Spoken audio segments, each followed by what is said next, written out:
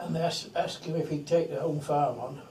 And they'd had 20 men at their home farm, because there was a mess room there, and all the names were there when I was a little kid, were all still round, had all had a peg in there.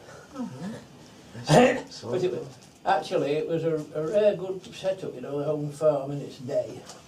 There was everything there. There was a hatchery, there was a piggery with a piggery had gone before you came, and it got burnt down. Yeah, there was a thatched roof one, wasn't there? No, it wasn't thatched roof. It had what do you call it? Central heating, though, with hot water pipes and the pigs. Yeah. In those days. Did you have central heating at that time? No, didn't have anything. Didn't have water in the house at most of the house. The YMCA was on that corner, and then nearly parallel to it was the NAFI, further down.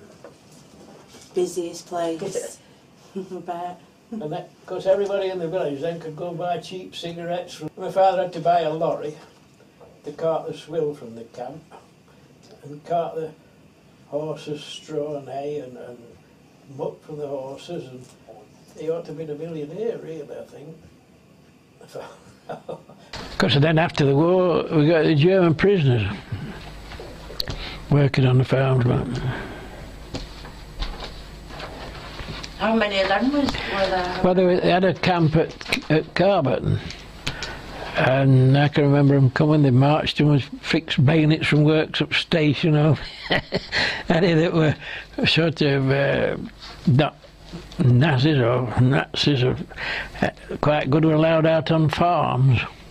And they were very, very good workers. You couldn't stop them working. And Jeffy hated them. Jeffy wouldn't work, like he wasn't really bothered. But we had a chap called Fritz, and he was a marvellous. He could do anything.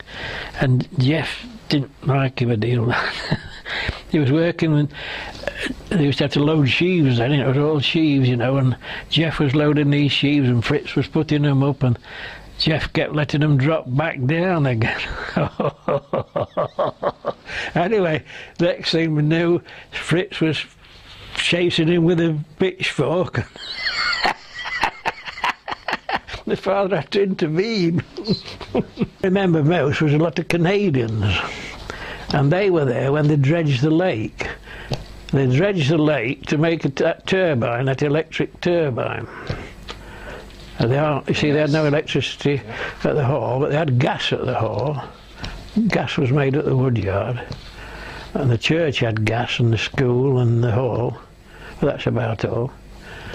And as I say, they dredged the lake, drained the lake, they took away the barrier and let the water all out, and all the fish washed down the river.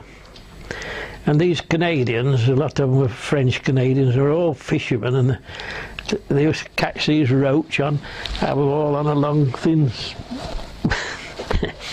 and a lot of pike, huge pike came out, but they couldn't get through the bars, you know, what we used to call the sheep wash down below Century House, where all the shuttles were.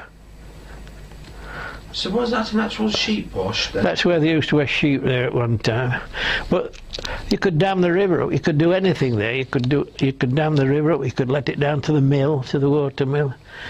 And but there were some bars about that wide. We removed them about 10 years ago. And these pike couldn't get through there, and there was a wooden board across for folks to get it was to stop bits of twigs getting down to the mill, that was, those bars.